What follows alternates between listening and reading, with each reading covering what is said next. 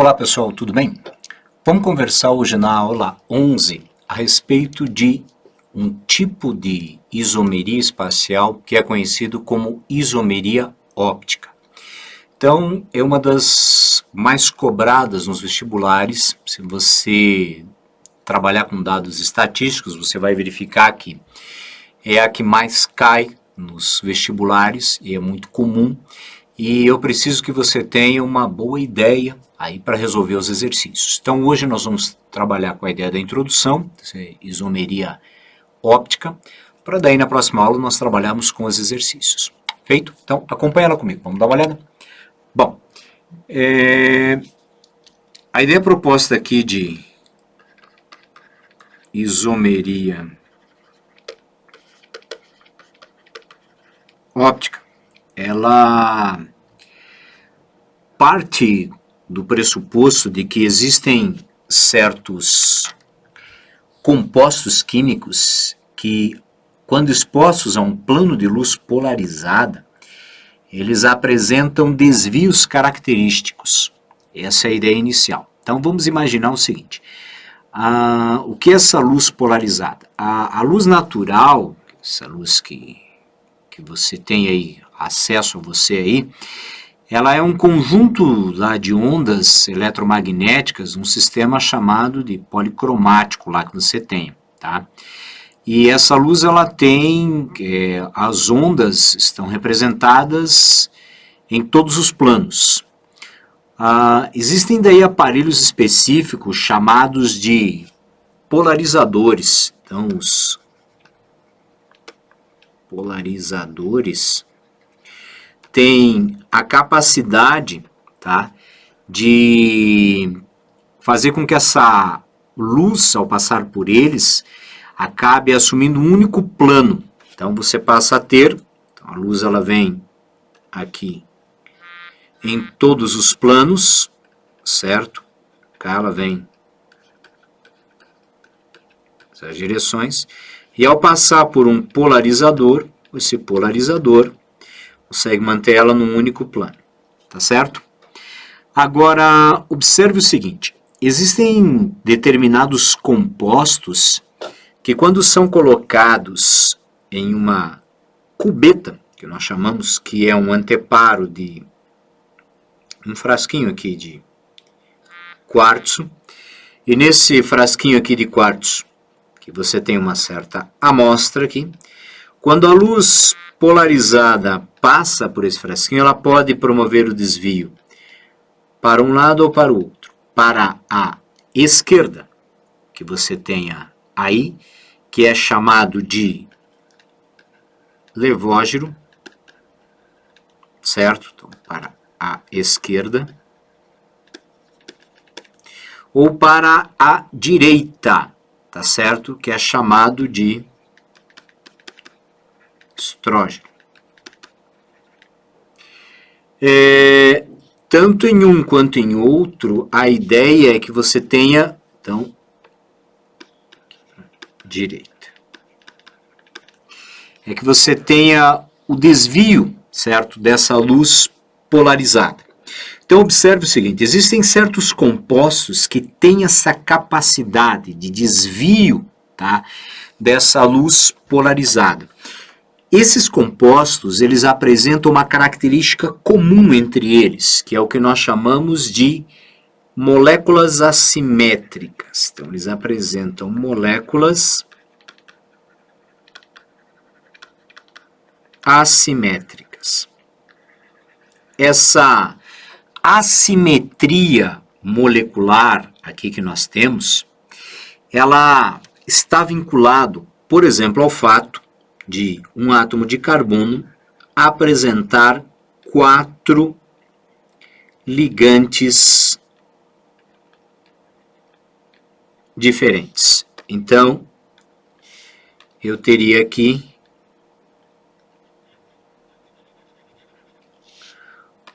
4 ligantes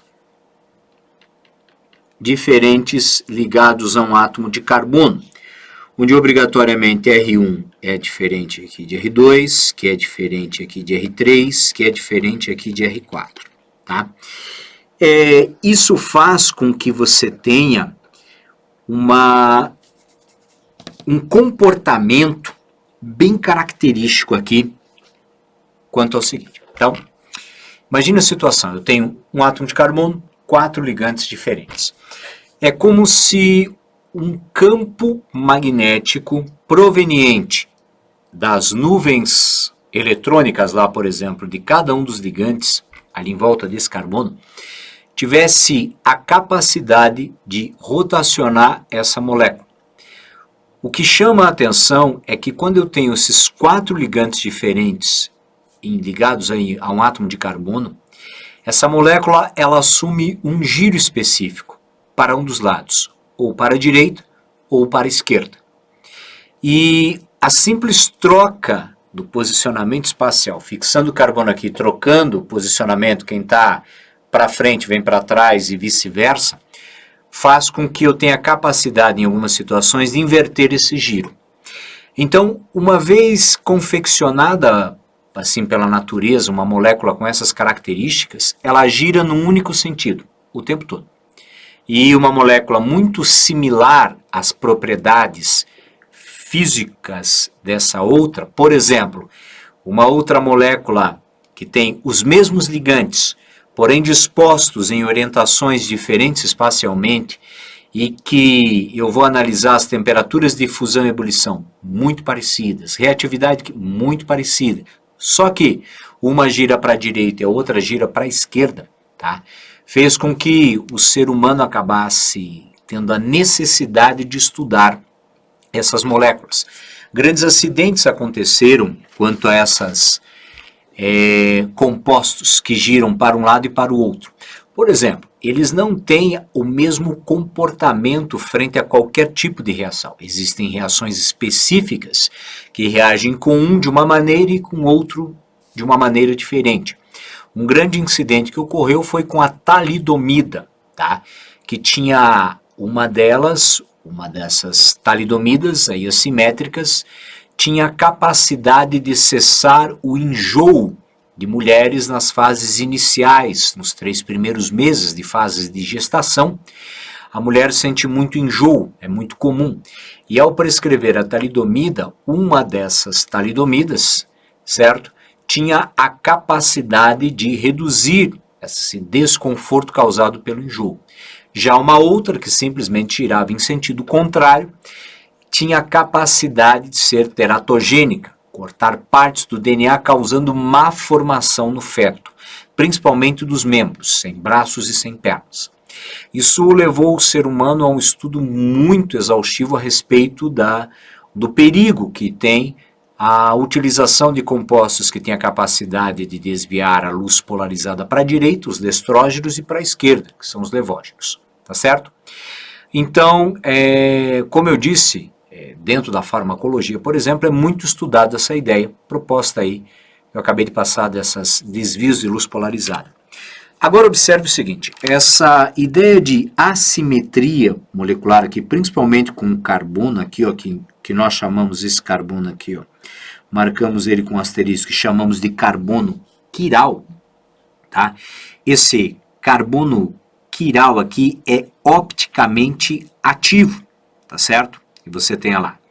E essa atividade, aqui ela inicialmente, aqui vou te passar só uma ideia, Pasteur havia encontrado uma certa substância produzida no vinho, tá?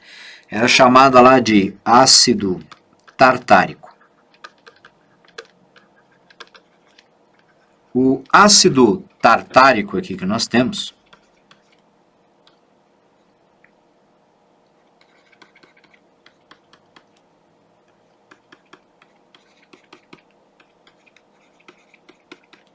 representado aqui, observe que ele apresenta 2 carbonos aqui, ó, classificados como carbonos quirais. Bom, o que são esses carbonos quirais? Observe então aqui o seguinte, eu tenho aqui essa representação aqui para cá, em que eu tenho 4 ligantes diferentes. Então, vamos ver como é que a gente consegue identificar isso. Tá? Então, vou marcar aqui. Ó. Imagine pegando esse primeiro carbono aqui, que destaquei na cor laranja. Vamos isolar aqui. O ligante presente do lado esquerdo é completamente diferente do ligante inteiro presente do lado direito, que é diferente do ligante aqui na parte de cima, aqui considerando o único plano, obviamente, e na parte de baixo. Então, a partir disso, eu tenho 4 ligantes diferentes. Esse é um carbono classificado como um carbono quiral, tá?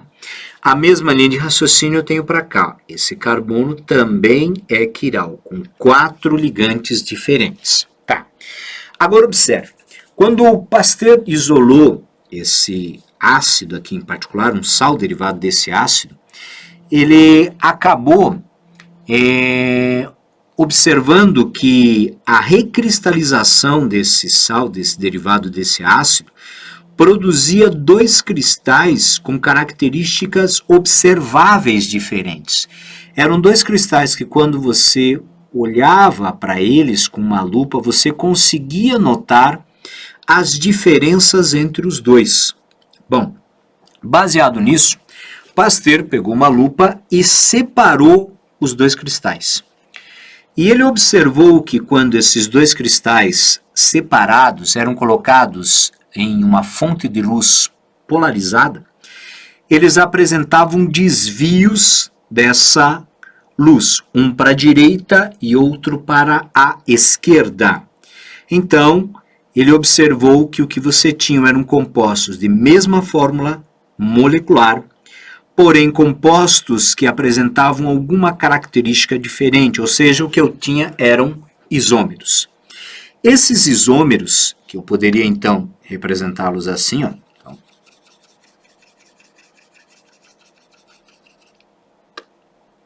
poderia ter aqui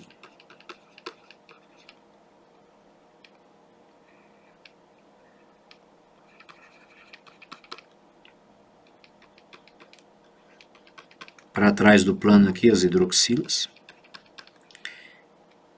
Lembrando que a diferença básica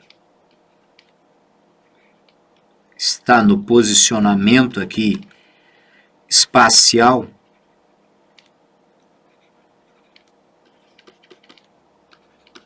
aqui dos dois.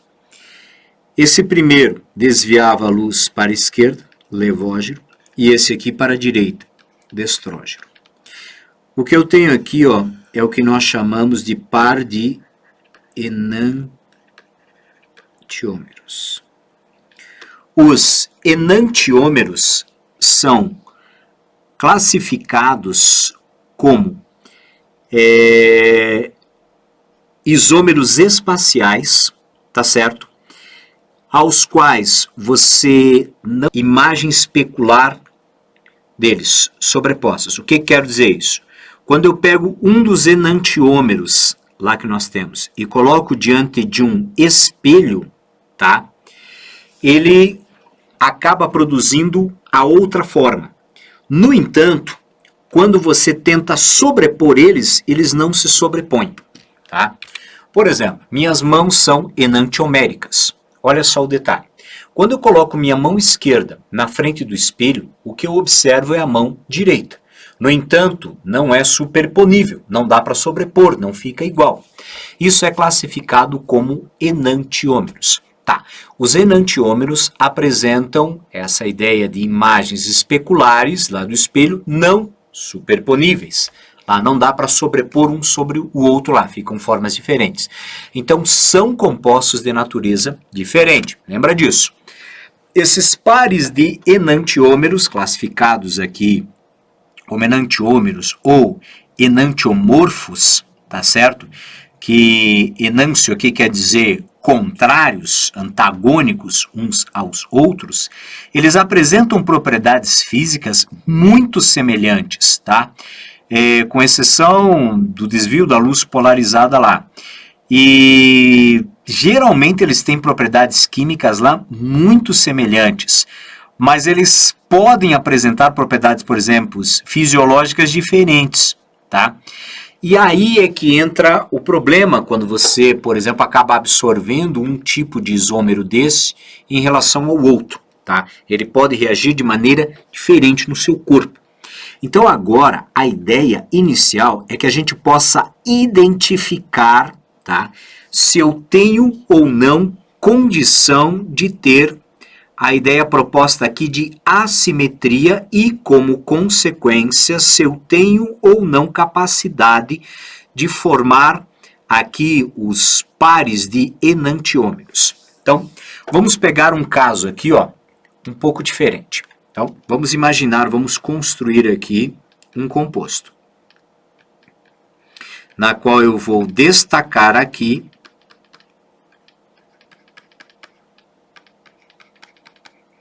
Então, observe. A primeira pergunta que eu vou te fazer. Notando esse composto, ele apresenta ou não carbono assimétrico, carbono quiral, carbono com 4 ligantes diferentes? A resposta sim, ele apresenta. Então, olha aqui, ó. O ligante presente aqui do lado esquerdo, a metila, é totalmente diferente da etila como um todo, que é o ligante do lado direito, que é diferente do ligante aqui de baixo da hidroxila e diferente do hidrogênio aqui. Então, esse é classificado como um carbono quiral, tá certo? Esse carbono aqui, que é chamado de quiral, é um carbono assimétrico. Significa dizer que ele tem 4 ligantes diferentes e apresenta, então, atividade óptica.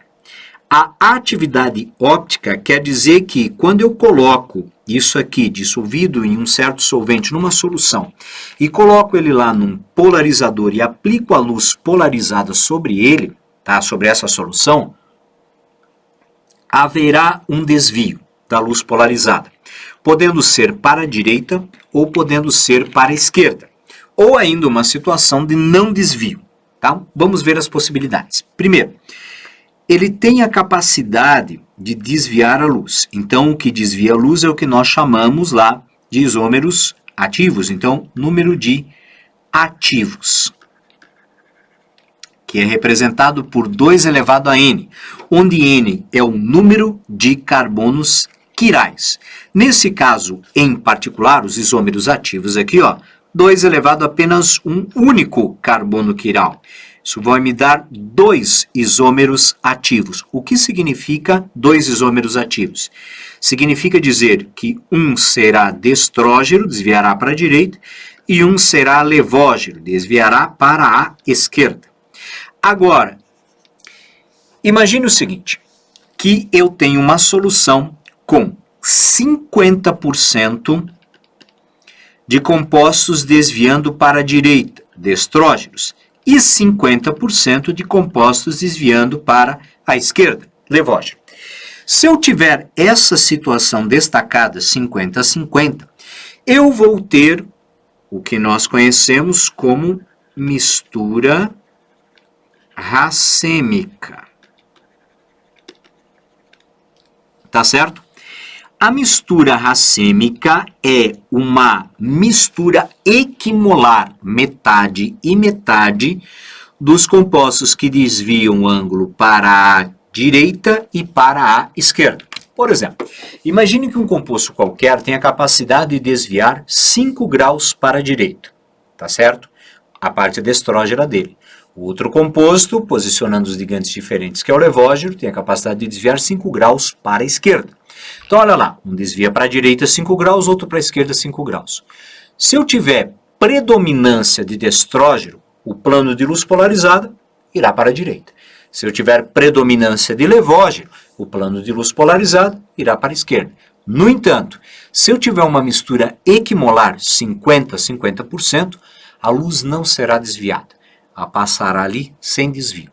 Isso é uma mistura racêmica, uma mistura equimolar de enantiômeros, tá certo? Em igual quantidade de destrógeno e levógeno, tá? Bom, essa mistura racêmica, ela pode ser calculada lá, então, essa mistura aqui, o número de racêmicos, Através da relação matemática, 2 elevado a n sobre 2. Ela é basicamente a metade do número de ativos. Então, o número de ativos dá um número par lá, 2, 4, 8, e aí vai, tá certo? E a metade disso é um número lá de racêmicos, lá de misturas racêmicas ali, tá certo? Bom, tá. Agora, observe o seguinte. Existem alguns casos em que eu tenho a situação destacada da seguinte maneira. Imagine que eu tenha para cá.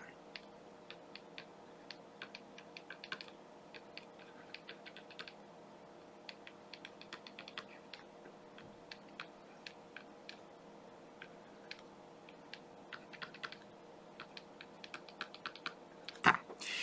Eu vou pedir para que você tome um cuidado redobradíssimo agora, porque olha só. O que eu tenho aqui são 2 carbonos quirais.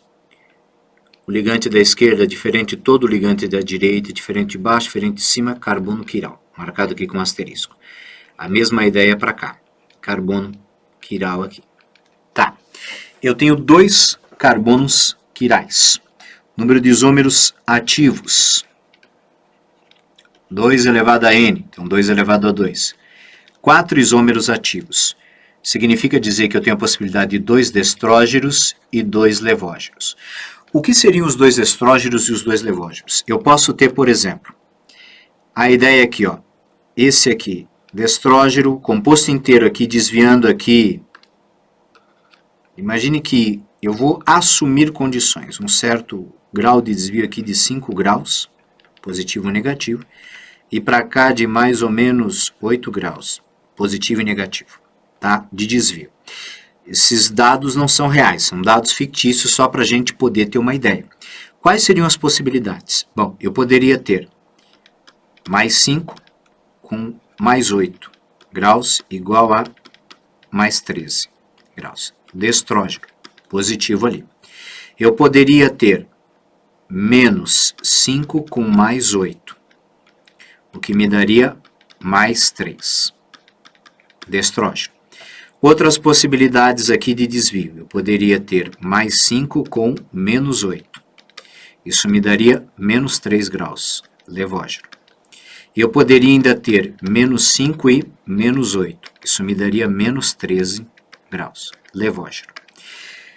Observe que eu tenho, então, 2 possibilidades de destrógeno e 2 possibilidades de levógeno, que é o que essa fórmula calcula. Tá certo?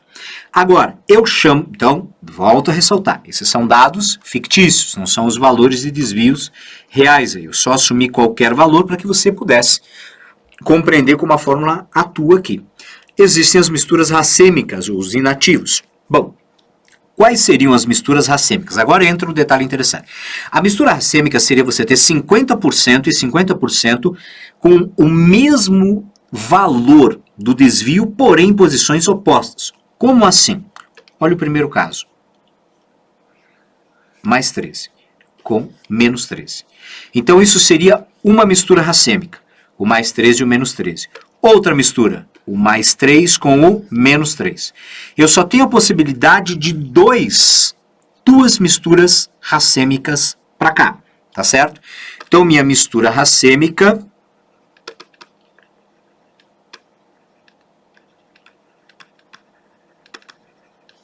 ela é 2 elevado a n sobre 2.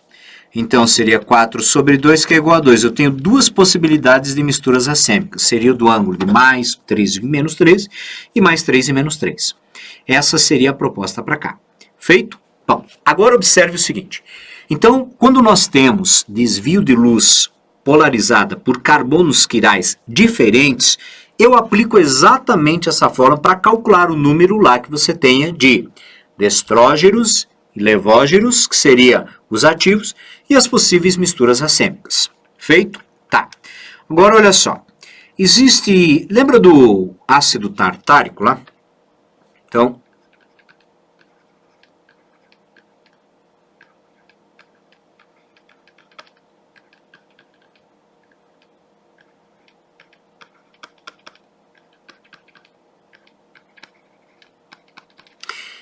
Esse é um caso bem interessante pelo seguinte, observe que eu tenho 2 carbonos quirais, mas, no entanto, esta molécula, ela apresenta um eixo de simetria. Olha essa molécula aqui, ó. Ela apresenta um certo eixo de simetria. Agora, olha só, esse carbono quiral aqui, ó, ele é igual a esse carbono quiral. Esses 2 carbonos quirais são iguais.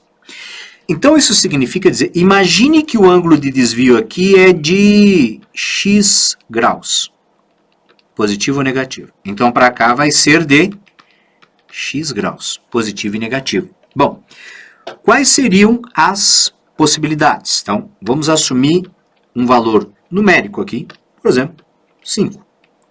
Seria mais 5 e mais 5, mais 10 de estrógeno.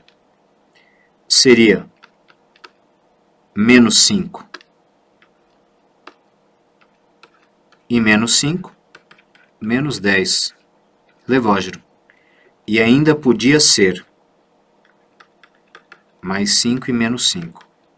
Esse é um caso novo, porque ele zera, e isso aqui é chamado de caso meso.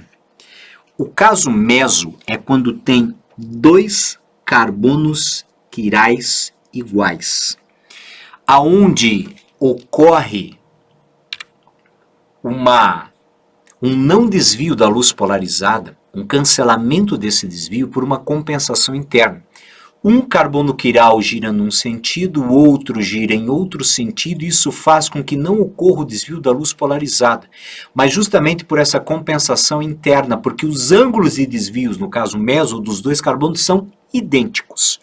Então, isso significa dizer que quando aparecem 2 carbonos quirais iguais, você vai passar a ter um destrógeno, um levógeno, uma mistura racêmica e um caso meso, que é essa compensação interna. Presta atenção, a mistura racêmica é dada pela união desses 2 aqui, ó. Feito? Isso aqui não é uma mistura racêmica. Mistura racêmica é uma mistura equimolar, lá que você tenha dos teus compostos, lá de estrógeno e levógeno. Então isso é algo para tomar muito cuidado. É diferente a mistura racêmica do caso meso. Perfeito? Então, essa é a ideia proposta aqui. Então, os casos meso vão aparecer com relativa frequência quando você é relativamente grande. Então, toma-se muito cuidado quanto a isso aí. Tudo bem? Tá. Agora observe o seguinte. Se eu colocasse você mediante uma situação, por exemplo, igual a essa aqui.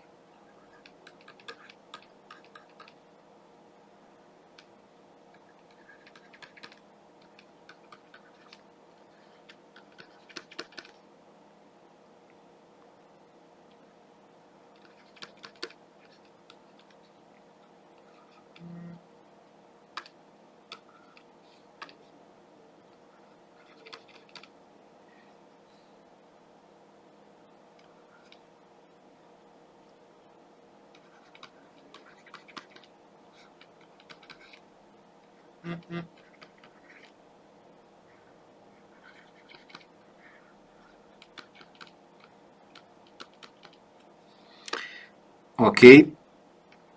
Então agora, observe aqui o seguinte. Na primeira situação que eu tenho aqui, é um composto contendo 1, 2, 3, 4, 5, 6 carbonos.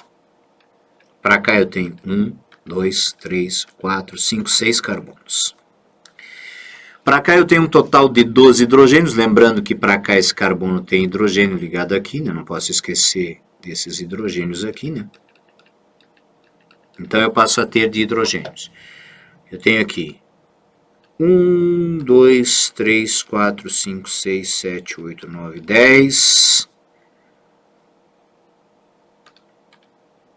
Para cá também tem 1. Então, 1, 2, 3, 4, 5, 6, 7, 8, 9, 10, 11, 12. E 6 aqui. A mesma linha de raciocínio vale para cá. Então,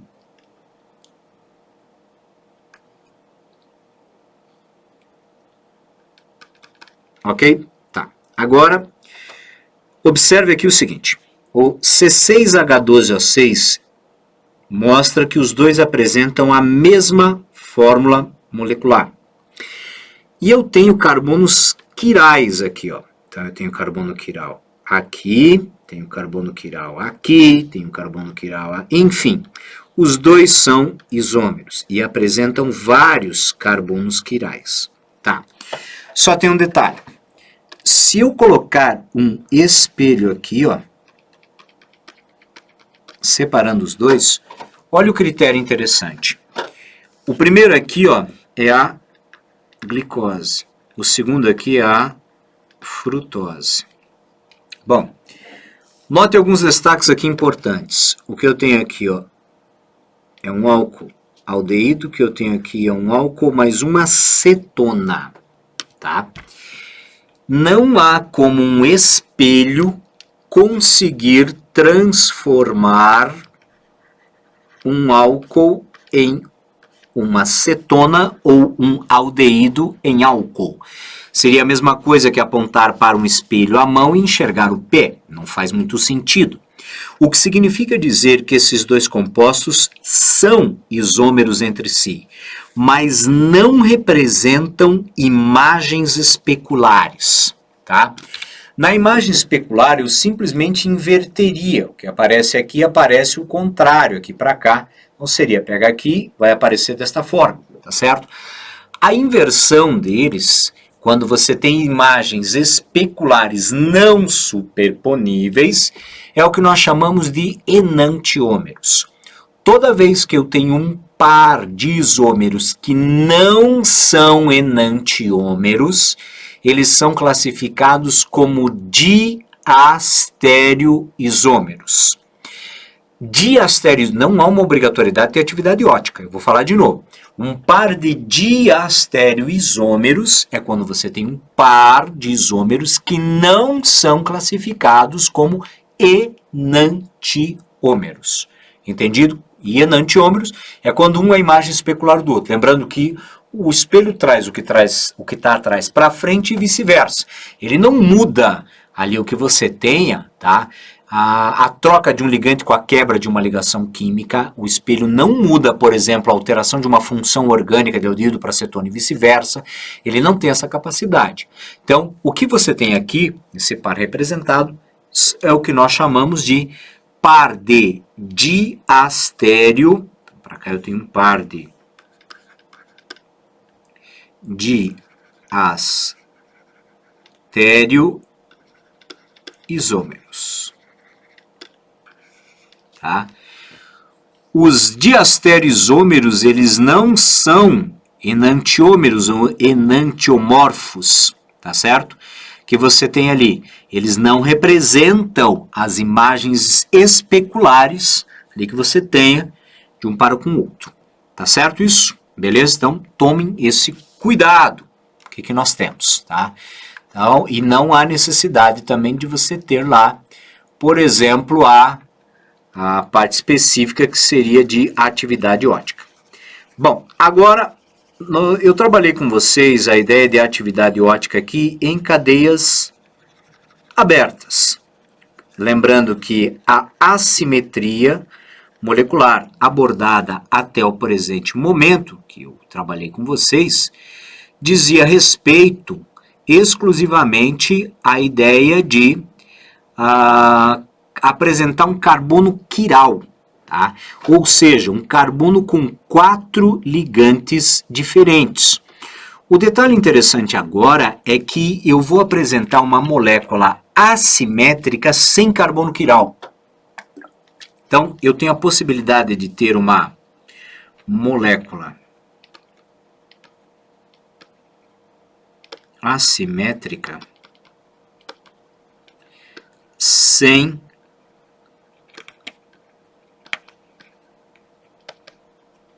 carbono quiral, tá? Esse é um caso bem clássico aqui, ó, dos compostos que nós chamamos de alênicos, tá? Esses compostos que são derivados do aleno, então, vamos lá.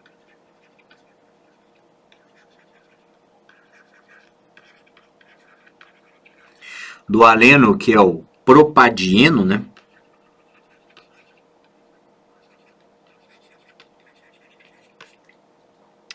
Eles apresentam aqui, ó, duas duplas no mesmo carbono. Então tá para cá, o propadieno. O problema interessante desses derivados aqui que você tem, dos alênicos, é o seguinte: toda vez que eu tenho duas duplas ligações no mesmo carbono, elas não conseguem ficar assim. Elas ficam em planos perpendiculares entre si. Então observe, eu tenho uma dupla aqui, ó, com os dois ligantes para cá, e a outra, ao invés de ser assim, ela é rotacionada desta forma. Isso faz com que eu tenha sempre uma assimetria. Não importa por onde eu passe um eixo, eu não consigo ter a simetria molecular, tá?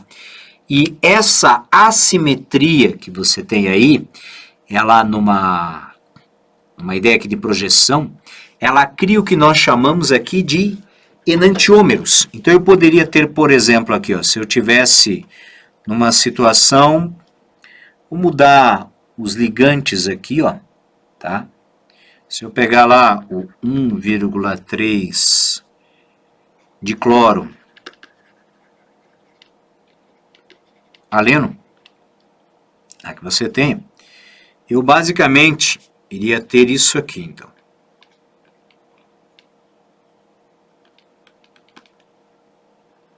No mesmo plano, para que eu teria um hidrogênio para a parte de trás e um cloro para frente, tá? Então, observe o seguinte, isso mostra para mim que a região de cima dessa molécula, ela está perpendicular a essa região de baixo aqui, ó, tá certo? Quando eu colocar isso aqui em um espelho, aqui para cá, representando aqui como um espelho, o espelho vai inverter.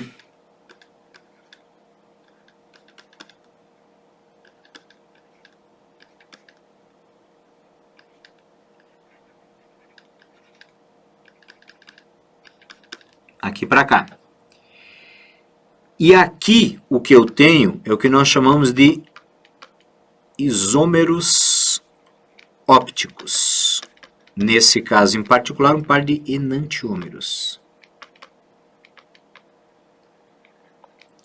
Então note que a ideia dos alênicos aqui é que eles tenham atividade ótica, mesmo não tendo carbono quiral. Então o carbono quiral, ele não é uma, eu posso dizer, uma obrigatoriedade em todos os casos, tá certo? Então isso é algo para você tomar um certo cuidado lá, porque eu tenho situações nas quais eu tenho a isomeria ali do tipo óptica, sem a necessidade lá que você tenha de apresentar carbono quiral.